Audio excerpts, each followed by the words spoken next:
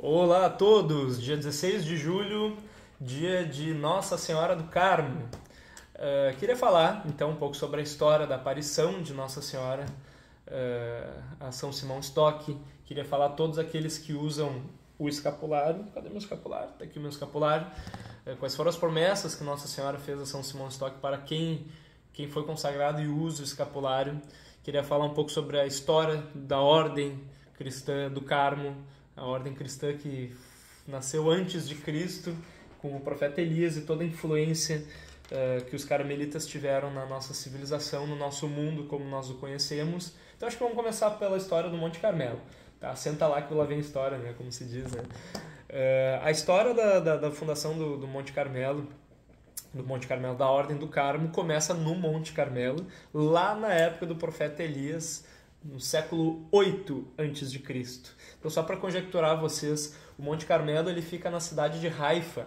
Haifa é uma cidade que fica no norte de Israel, bem no litoral, bem ali onde fica o mar Mediterrâneo. Tá? Tu tem a bela cidade de Haifa com o Monte Carmelo, que fica dentro da cidade. Então, quem eventualmente visita Haifa ou viaja até Israel, desce no aeroporto de Haifa, ali vai ter o Monte Carmelo. Carmelo significa jardim, jardins verdejantes. De fato, Israel é um ambiente desértico, é um ambiente pedregoso, e originalmente é pedregoso, e o Monte Carmelo, desde lá dessa época do Antigo Testamento, lá séculos antes de Cristo, ele sempre teve uma vegetação bonita, ele sempre teve jardins, ele sempre foi muito florido, tá? E isso, a palavra Carmelo, o seu diminutivo ali, o Carmo, significa isso, né? Jardim. Bem, historicamente o que aconteceu? O reino de Israel, ele teve uma briga, ele teve uma grande rebelião do povo israelense por causa do aumento de impostos. Enfim, o rei Salomão tinha aumentado os impostos, e o filho dele não diminuiu os impostos, e teve uma grande briga. Resumo da história, o reino se dividiu em dois. O reino do sul, chamado Reino de Judá, da onde vêm os judeus, né? Enfim, em honra ao patriarca Judá lá, filho de Jacó. E o reino do norte de Israel, que é onde passa aqui a nossa história, é o reino de Israel. Então, o reino de Israel é o reino do norte, onde está a cidade de Haifa hoje, e onde está o Monte Carmelo. O que acontece é que o rei de Israel na época, se chamava Acabe, ele se apaixonou por uma mulher chamada Jezabel, tá? Uma princesa de um reino pagão do norte, o reino da Fenícia. Jezabel, ela era uma mulher forte, com um temperamento muito forte, e ela era muito bonita, dizem que o rei se apaixonou por ela, e até por questões políticas, por causa das guerras que eram travadas entre a Fenícia, hoje ali é o Líbano, né? Onde a Fenícia travava contra o reino de Israel, houve esse casamento do rei Acabe com essa princesa pagã Jezabel. Pois bem, naquela época a Fenícia adorava muitos demônios, vamos falar bem diretamente, tá? Então, em toda a história da humanidade sempre houve algumas pessoas que tinham alguns dons de enxergar o mundo espiritual, ou de enxergar alguns anjos, ou alguns demônios, enfim, grau de mediunidade, chamem como queiram.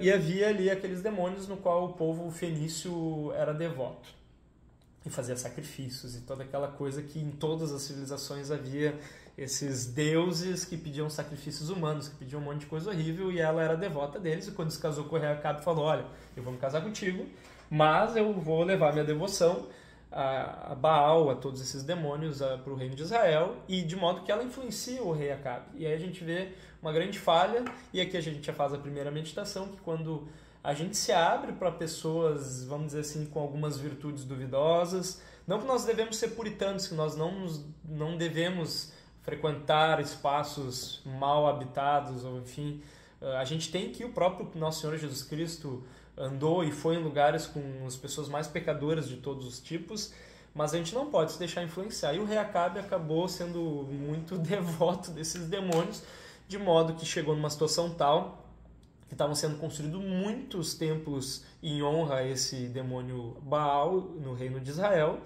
e chegou num determinado momento que foi tão grande que eles começaram a perseguir os sacerdotes do rei, do Deus de Israel, dando espaço aos sacerdotes de Baal.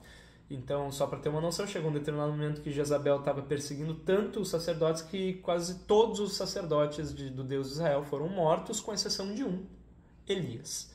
Elias avisa o rei Acabe que isso que eles estão fazendo é um horror, que as pessoas estão sendo perseguidas e mortas por defender o Deus que sempre honrou todos os antepassados deles, Abraão, Isaac, Jacó, enfim. e ele profetizou que haveria 3 anos de uma seca terrível em Israel, onde nada cresceria, não haveria frutos, não haveriam grãos, e literalmente o povo de Israel morreria de fome. E de fato foi o que aconteceu. Jezabel e Acabe tentaram perseguir Elias, ele fugiu, se escondeu e não o mataram. Em determinado momento, Elias retorna e fala com o rei.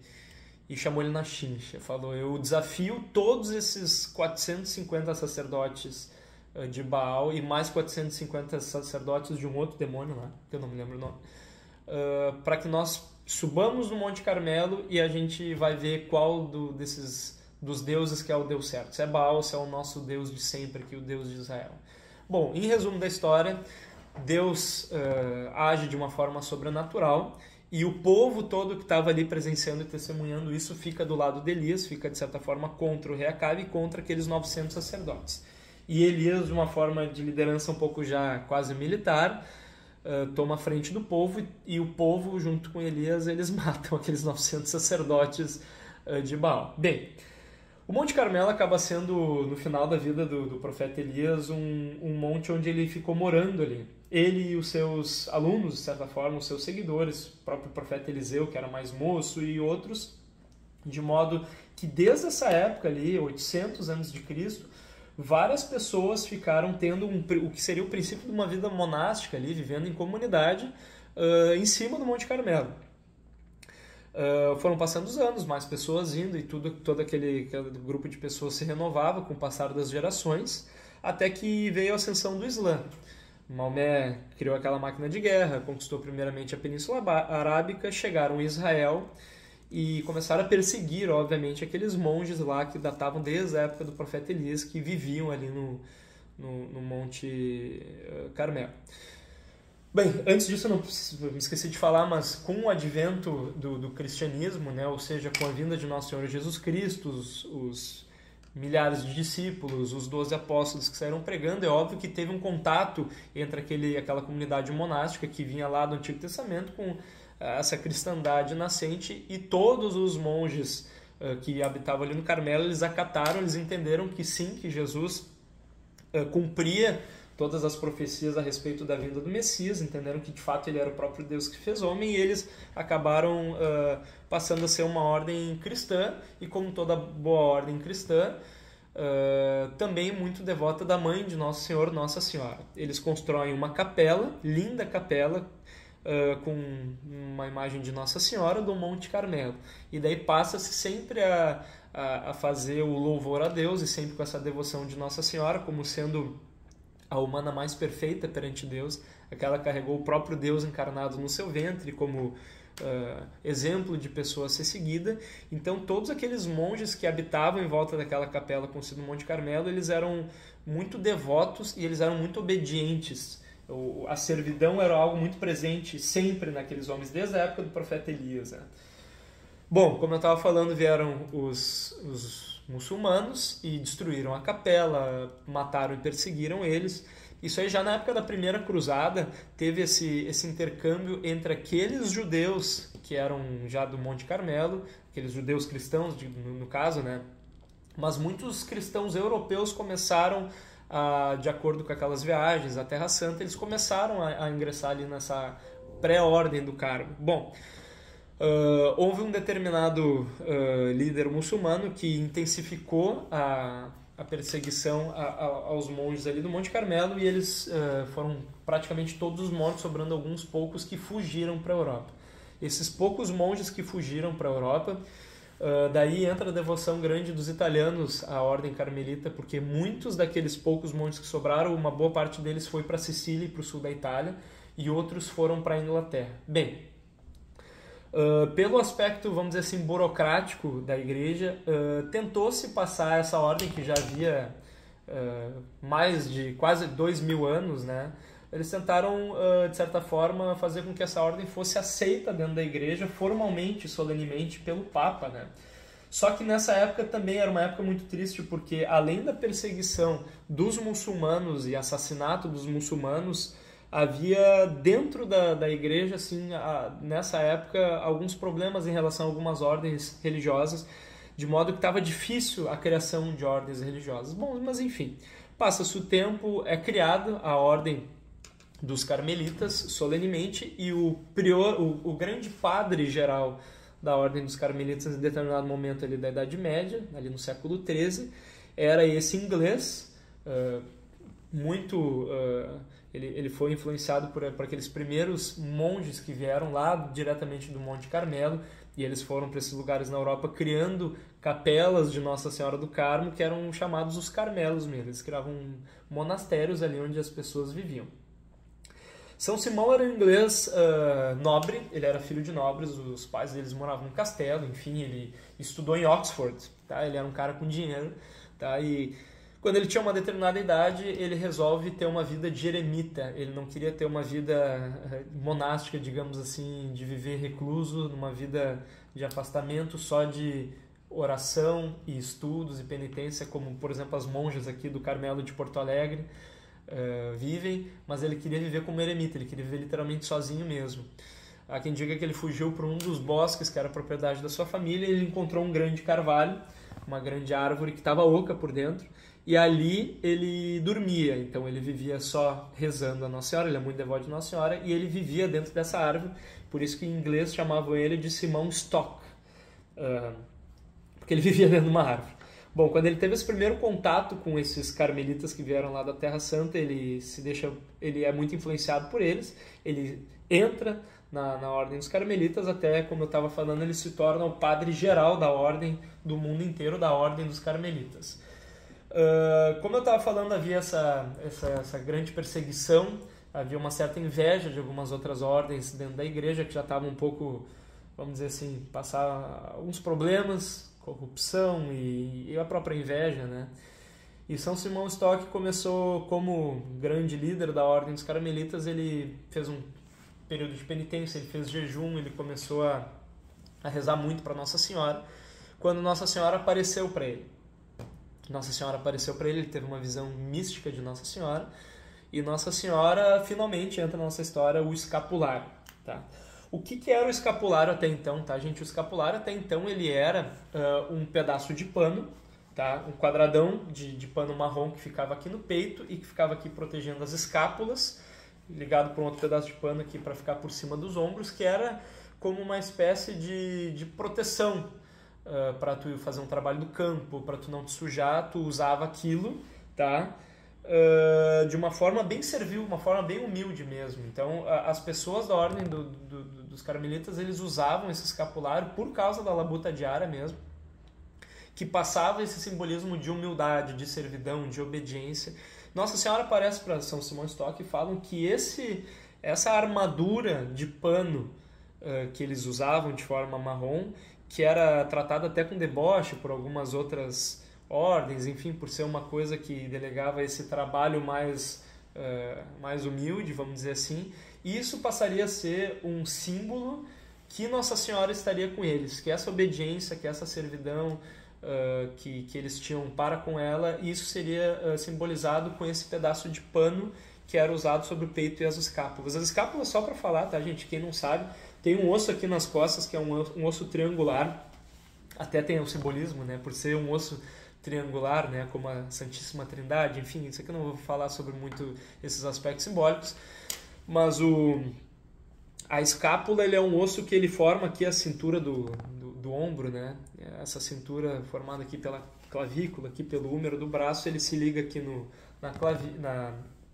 na escápula, então tem esse nome escapular. Bom, o que os carmelitas começaram a fazer?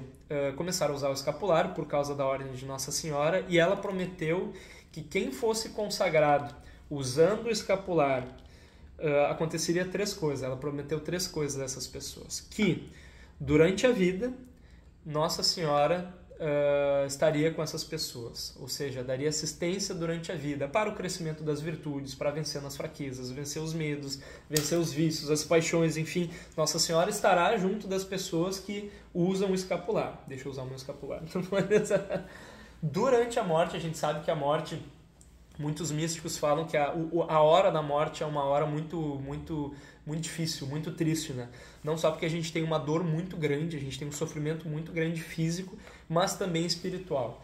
Então há quem diga que durante a morte a gente começa a ter visões do mundo espiritual que a gente não consegue ver, com exceção das pessoas que têm esses dons sobrenaturais, né? Mas a gente enxerga coisas que a gente não enxergava e a gente é muito tentado pelo demônio de uma forma acusatória, apontando o dedo de todas as injustiças, todas as sacanagens, todas as mentiras, todas as fraquezas que a gente teve na vida. Então a segunda promessa de Nossa Senhora para quem usa o escapulário é que Nossa Senhora também estará com essas pessoas que estarão portando o escapulário na hora da morte, para estar junto com eles, protegendo nesse momento difícil. E a terceira promessa de Nossa Senhora, quem usasse o escapulário Carmelo, era que Nossa Senhora concederia a salvação eterna. Ou seja, aquela pessoa que estaria acompanhada de Nossa Senhora na vida, estaria acompanhada de Nossa Senhora na hora da morte e estaria junto dela na eternidade, junto ao seu grandíssimo Filho, Nosso Senhor Jesus Cristo, que é Deus. Essas são as promessas. De uma forma mais prática, tá, gente? O que tem que se fazer? Tem que só pegar um escapulário e botar no bolso. Dei uma chegada ali na igreja do Carmo, ali na Cidade Baixa agora. Eu até tô com esse escapulário aqui fechadinho, aqui, olha que imagem bonita aqui de Nossa Senhora do Carmo. Mas não basta só usar o escapulário, tá, gente? É interessante que a gente receba uma consagração de um padre, tá? Antigamente deveria ser um padre da ordem carmelita, hoje em dia não precisa mais. Desde o Concílio Vaticano II, qualquer padre pode fazer essa consagração e a gente coloca o escapulário, tá, gente? Daí sim nós estaremos consagrados, não é o escapulário que vai estar, vamos dizer assim, consagrado. A gente pode trocar o escapulário, mas é nós que estaremos consagrados ao uso do escapulário, e aí entra em vigor essa promessa que Nossa Senhora fez lá ao padre-chefe da Ordem dos Carmelitas, lá na Idade Média, lá no século XIII. O que mais eu vou falar? Bom, a Ordem do Carmelo cresce sempre com essa humildade, sempre com esse carisma fantástico, tá, gente? Puxa, aqui em Porto Alegre é uma paz, né? Eu tava passando ali na calçada, ali a perimetral ali, e tinha uma irmãzinha jovem, inclusive, uma irmã assim, e é incrível a paz que essas monjas, que essas freiras passam, né?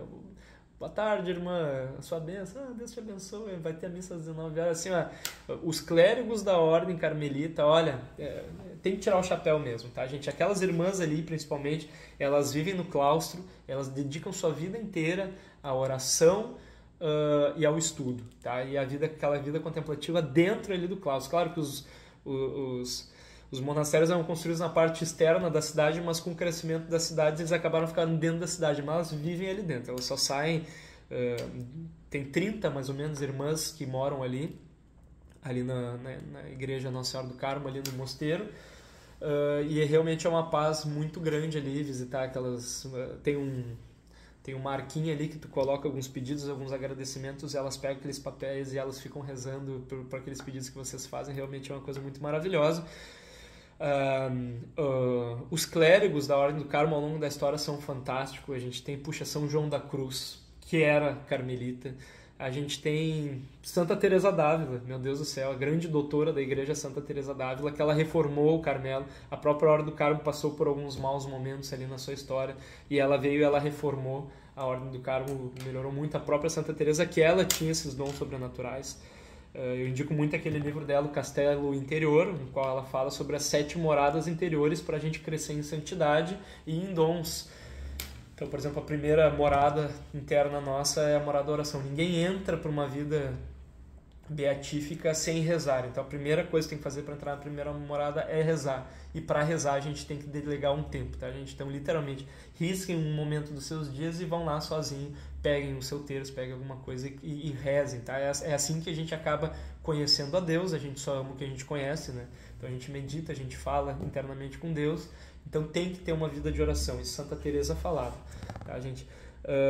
Santa Teresinha, que é outra Teresa, né? Mas a Teresinha de Lisieux, Teresinha não da Espanha, Teresinha da França, que tem a igreja ali na Redenção, aqui em Porto Alegre, do Santíssimo Sacramento, também chamada Santa Teresinha. Também são os carmelitas que administram aquela igreja, aquela linda igreja, que eu tenho um carinho maravilhoso, foi lá onde eu me casei. Então, que igreja fantástica, ali é maravilhoso. Santa Teresinha, que também escreve aquele caminho, aquele pequeno caminho dela, né, que escreve a história de uma alma, mas ela fala que a gente pode ter esse olhar espiritual, esse olhar perante Deus em todas as pequenas coisas que a gente faz. Santa Teresinha, ela fala que a gente não precisa ser um grande herói de guerra, a gente não precisa ser um grande santo com dons sobrenaturais, um Padre Pio, enfim, a gente pode estar lavando a louça da nossa casa, fazendo nosso trabalho, aquelas coisas mais simples e comuns que a gente pode estar servindo a Deus, a gente tem que estar olhando tudo isso sobre esse aspecto divino. Então, assim, muitos carmelitas maravilhosos, o escapulário é uma coisa maravilhosa, eu indico seriamente a oração do terço e o uso do escapulário. Quando Nossa Senhora aparece em 1917 em Fátima, para aqueles 3 pastorinhos, crianças analfabetas, lá do interior de Portugal, na última aparição dela, ela fala sobre o uso do escapulário e sobre a reza do rosário. Então eu sempre digo que o escapulário é a nossa armadura que nos protege e o terço é a nossa arma. O próprio Padre Paulo Ricardo gravou um vídeo, assisti hoje de manhã bem cedo o vídeo dele, ele fala: o terço é a nossa arma e o escapulário é a nossa armadura. Então usem o escapulário, se consagrem a Nossa Senhora. E, bom, não vou falar mais, já cheguei a 20 minutos de vídeo, espero que vocês estejam vendo em velocidade 1.5 ou 2, porque eu acabo me demorando um pouco falando dessas coisas de história que eu realmente amo. Nossa Senhora sempre rogue por todos nós, Nossa Senhora do Carmo, a flor do Carmelo, o próprio profeta Elias, que quando fala com Deus falava o Senhor dos Exércitos. Quando o profeta Elias vê aquela primeira nuvem chegando em Israel, ele já tem uma visão do que se falava lá no Antigo Testamento, da mulher, quando Deus fala que porém inimizades entre ti, Satanás, e a mulher, obviamente estava falando em relação a Nossa Senhora, a flor do Carmelo, ela que é o atalho que nos leva ao caminho que nos leva a Deus. Então, se Jesus é o caminho que nos leva a Deus, Nossa Senhora certamente é o melhor atalho. Vamos usar dos sacramentais que ela fala, vamos rezar o terço, vamos usar o escapulário. Então, a todos os meus amigos italianos, meus parentes italianos, principalmente ao meu nonô Pietro e minha nonó Ida, que eram muito devotos de Nossa Senhora do Carmo, onde eles estejam, que eles roguem por nós. Nossa Senhora do Carmo, rogai por nós. Um abraço, gente, tudo de bom.